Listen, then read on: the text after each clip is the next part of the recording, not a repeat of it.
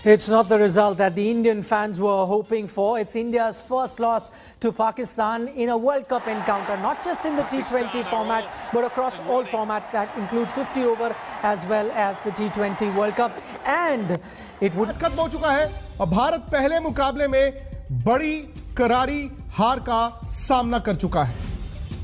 पहले ही मैच में भारत को पाकिस्तान ने हराया, 10 विकेट से हराया है। 10 विकेट से पाकिस्तान ने भारत को हराया, 13 गेंदें रहते हराया। 151 रन थे भारत के और 151 भी कैसे बने आप जानते ही हैं। लेकिन आज भारत की कई कमजोरियां भी दिखी। आज बेहतर टीम जीती। T20 2021 विश्व कप में पाकिस्तान से मिली 10 विकेट से हार के बाद भारत क्रिकेट जगत में अपना स्वाभिमान गंवा चुका था।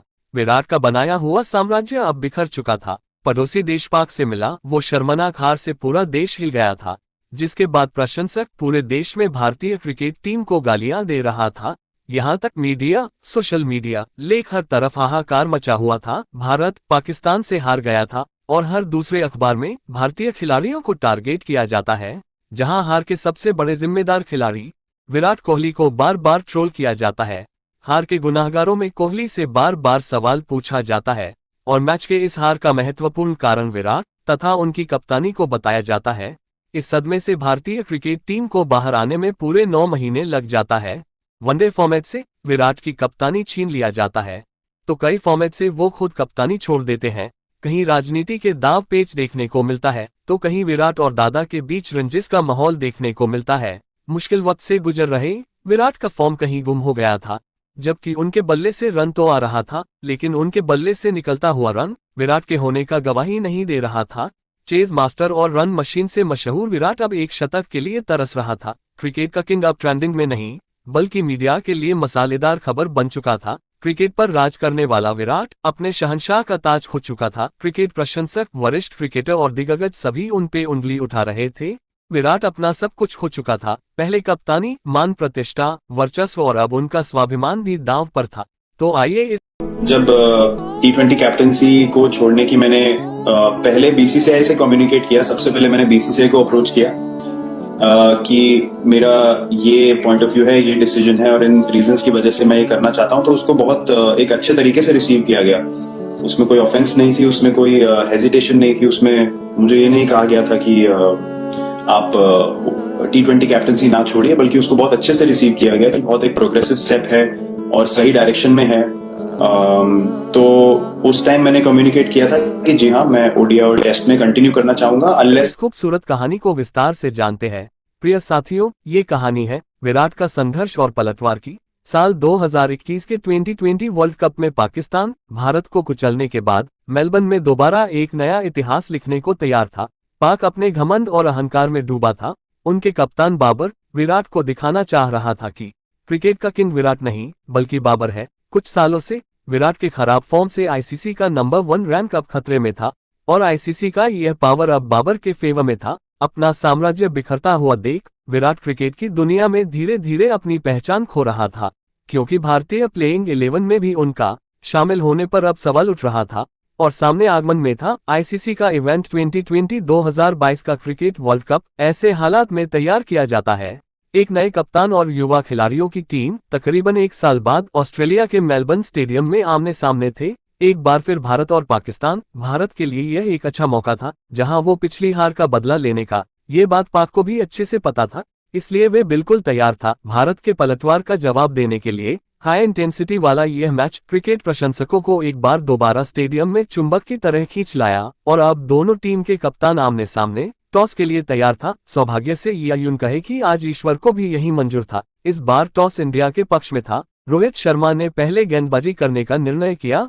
पाक के लिए पारी की शुरुआत करने आए बाबर आजम और मोहम्मद रिजवान और पहला ओवर फेंकने आए स्पिन के जादूगर भारत के भुवनेश्वर कुमार भुवी ने आक्रमण किया और फायदा भारत को हुआ। दूसरे ओवर में अर्शदीप सिंह ने अपना जलवा दिखाया और बाबर आजम को LBW आउट किया। पाकिस्तान अब दबाव में था क्योंकि उनका कप्तान पवेलियन लौट चुका था। एक बार फिर अर्श ने चौथे ओवर में जलवा दिखाया और इस बार उन्होंने सबसे ज्यादा इनफॉर्म खिलाड़ी मोहम्मद रिजवान का शिकार किया। पावर प्ले खत्म होने के बाद पाक का स्कोर महज 32 रन था और पाक के सबसे 2 खतरनाक बल्लेबाज बाबर और रिजवान आउट हो चुके थे। अब मसूद और अहमद के कंधों पर पारी को संभालने का जिम्मा था। दोनों ने 10 ओवर तक एक अटूट पार्टनरशिप के साथ पाक का स्कोर 60 रनों तक पहुंचा दिया। मसूद से अब रहा नहीं गया। उन्होंने 12वें ओवर में अक्षर पटेल के खिलाफ प्रहार किया और बैक टू बैक लगातार 3 छक्के ठोक दिए। अक्षर ने अपने ओवर में 21 रन लुटाए, जिसके जरिए मसूद ने सिर्फ 32 बॉलों में अर्धशतक पूरा किया। लेकिन अगले ओवर में मोहम्मद सामी ने इंडिया के लिए खतरा बन चुके मसूद को पवेलियन भेजा। पाक के ऊपर अब मुसीबतों का पहाड़ गिर चुका था, क्योंकि पाक पंड्या के ओवर में बैक टू बैक 2 विकेट गंवा दिए थे। पाक अब बैकफुट में था। 15वें ओवर के बाद पाकिस्तान के खाते में सिर्फ 105 रन थे। पाक की आधी टीम पवेलियन में बैठी थी, लेकिन विकेट गिरने का सिलसिला आगे भी जारी रहा। हार्दिक पांड्या ने एक बार फिर पाक के बल्लेबाजों का शिकार किया और मोहम्मद नवाज को ड्रेसिंग रूम चलता किया। एक छोरे से जहां लगातार अंतराल में विकेट गिरता रहा, तो वहीं दूसरे छोरे से शान मकसूद पिच पर डटकर खड़ा था। 7 विकेट खोकर पाक ने 17वें ओवर में 125 रनों का आंकड़ा खाते में जोड़ चुका था। आखिरी के ओवर में शान मकसूद ने कुछ बड़े शॉट खेलते हुए अपना अर्धशतक पूरा किया और पाक को 159 रनों के सम्मानजनक स्कोर तक पहुंचाया। खराब शुरुआत के बाद पाक 159 रनों का एक बेहतरीन लक्ष्य भारत के सामने रखा, जबकि T20 प्रारूप में यह एक अच्छा स्कोर माना जाता है। भारत को अब 120 गेंदों में 160 रनों का लक्ष्य सामने तैयार था। भारत के आगे मंच तैयार था। पुराने इतिहास का हिसाब बराबर करने के लिए क्रिकेट प्रशंसकों को राहुल और रोहित शर्मा से बड़ी पारी खेलने की पूरी उम्मीद थी, लेकिन पहला ओवर खेलने के बाद केएल राहुल बोल्ड होते हैं। भारत को दूसरा बड़ा झटका तब लगता है जब चौथे ओवर में रऊफ के प्रहार से कप्तान रोहित शर्मा घुटने टेक देता है। अब 17 रनों के स्कोर पे टीम इंडिया अपना दोनों ओपनर गंवा चुका था। दुबई में मिला वो जख्म अभी भरा नहीं था कि मेलबर्न में उसी घाव पर नमक छिड़का जा रहा था। पावरप्ले में टीम इंडिया अपने 3 खतरनाक बल्लेबाजों का विकेट खो चुका था। 160 रनों का टारगेट अब पहाड़ जैसा लग रहा था। रऊफ का रफ्तार और नसीम का सटीक लाइन लेंथ इंडिया को परेशान कर रहा था, लेकिन रन मशीन विराट का संघर्ष अभी भी जारी था। एक छोरे से विराट जम चुके थे, तो वही पारी के 7वें ओवर की पहली गेंद पर अक्षर पटेल का रन आउट होना टूर्नामेंट में भारत की दुर्दशा का सबूत दे रहा था। 33 रन पे इंडिया अपने 4 बड़े बल्लेबाज का विकेट गंवा चुका था। इंडियन पारी का बिखरना फैंस की उम्मीदों का अंत था। अपने स्वाभिमान को बचाने के लिए इंडिया अब संघर्ष की लड़ाई लड़ रहा था। किंग कोहली के अलावा कोई भी बल्लेबाज पाक के खतरनाक गेंदबाजी आक्रमण का सामना करने को तैयार नहीं था। अब संपूर्ण भारतीय प्रशंसकों की उम्मीदों का किरण डूबा जा रहा था। एक ओर जहां करोड़ों भारतीय जनता की नजरें किंग कोहली पे ठीक था, तो दूसरी ओर घमंड में चूर पाक अब जीत का जश्न मना रहा था। क्रिकेट को धर्म मानने वाला ये देश मेलबोर्न स्टेडियम में असहनीय दर्द से चिल्ला रहा था। विराट और पंड्या ने पारी को संभालने का जिम्मा लिया।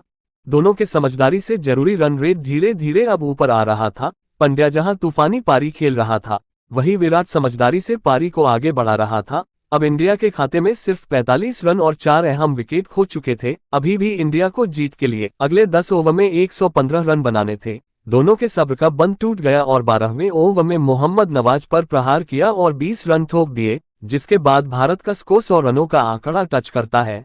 रऊफ का रफ्तार, नसीम का स्विंग और अफरीदी की लाइन लेंथ के खिलाफ 30 गेंदों में 60 रन बनना इतना आसान नहीं था, मगर संपूर्ण भारत की निगाहें अब किंग कोहली पर टिका था। जब तक विराट का बल्ला दहाड़ रहा है, तब तक इंडिया यह मुकाबला हार नहीं सकता।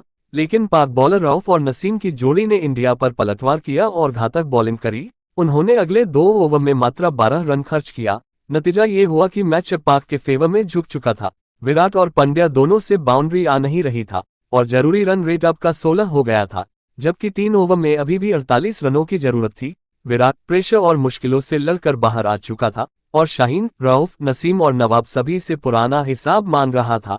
8वें ओवर में शाहीन पे शेर की तरह प्रहार किया और 17 रन बनाए। मेलबर्न स्टेडियम का माहौल अब गर्म था। ये मुकाबला अब मैच नहीं बल्कि 2 देश के बीच महायुद्ध का जंग हो चुका था। लेकिन इन सबके बीच क्रिकेट का किंग विराट पिच पर दीवार बनके खड़ा था। उसे कोई फर्क नहीं पड़ रहा था कि मैदान के कोने कोने से विराट नाम का शोर पूरे स्टेडियम में गूंज रहा था। रफ्तार का बादशाह हैरिस रऊफ के सर पे विराट महाकाल बना नाच रहा था और 18वें ओवर के शुरुआती 4 बॉल डॉट डालने के बाद रऊफ के रफ्तार से अब आग निकल रहा था। अब ऐसे हालात में बुरी बात यह थी कि बाकी बचे 2 बॉलर्स में अगर बाउंड्री नहीं आई तो इंडिया के लिए मुकाबला जीतना लगभग नामुमकिन था। उस 2 सिक्स ने 125 करोड़ भारतीय प्रशंसकों को खुश कर दिया। विराट के बल्ले से आया वो 6 उनके सम्राट होने का सबूत दे रहा था। वो स्टार नहीं बल्कि कितना बड़ा ब्रांड है, ये गवाही दे रहा था। विराट अब रन नहीं बल्कि रनों की बारिश कर रहा था। रन रथ पे सवार उन्होंने अकेले पाक बॉलरों पे सुनामी बनके कहर मचा हुए था। आखिरी ओवर में भारत को अब जीत के 16 रन चाहिए थे और गेंदबाजी आक्रमण पे मोहम्मद नवाज था। पंड्या का विकेट निकालने के बाद पाक ने मैच में वापसी करा, लेकिन कार्तिक ने 1 रन बनाकर स्ट्राइक विराट को दिया और उम्मीदों को जगाए रखा। शुरुआत के 3 गेंदों में सिर्फ 3 रन आया था। ओवर की चौथी बॉल नो बॉल करार दिया जाता है, मगर बॉल बाउंड्री के बाहर 6 रन के लिए जाता है। अगली बॉल स्टंप से जा टकराता है, लेकिन नो बॉल होने के कारण इंडिया 3 रन चुराता है। अब इंडिया को 2 बॉल पे 3 रनों की दरकार थी और स्ट्राइक पे कार्तिक था, लेकिन एक नादानी से कार्तिक अपना विकेट गंवा देता है। नए बैटर अश्विन अब स्ट्राइक पे था। 5वीं बॉल वाइड करार दिया जाता है और आखिरी बॉल को अश्विन ने बाउंड्री में तब्दील कर मेलबर्न में इतिहास बना डाला। विराट के पलटवार से इंडिया मैच जीत चुका था। जो लोग उन्हें गाली दे रहा था, वही अब विराट को बधाई और सम्मान दे रहे थे। विराट के प्रहार ने एक बार फिर उन्हें क्रिकेट का सम्राट बना दिया था। इस अवसर पर संपूर्ण देश खुशी से झूम रहा था, पटाखे फोड़ रहे थे। संघर्ष से लड़ते हुए किंग विराट ने इस मैच में 53 गेंदों में 82 रनों की तूफानी पारी खेला। उम्मीद है कि ये कहानी आपको पसंद आए। दोस्तों, अगर यह वीडियो आपको पसंद आए तो कृपया इस वीडियो को लाइक, कमेंट और शेयर जरूर करें। साथ ही इस चैनल को सब्सक्राइब कर बेल आइकॉन प्रेस कर ले ताकि क्रिकेट जगत से जुड़ी ऐसा ही कहानियां आप सभी तक सबसे पहले पहुंच सके।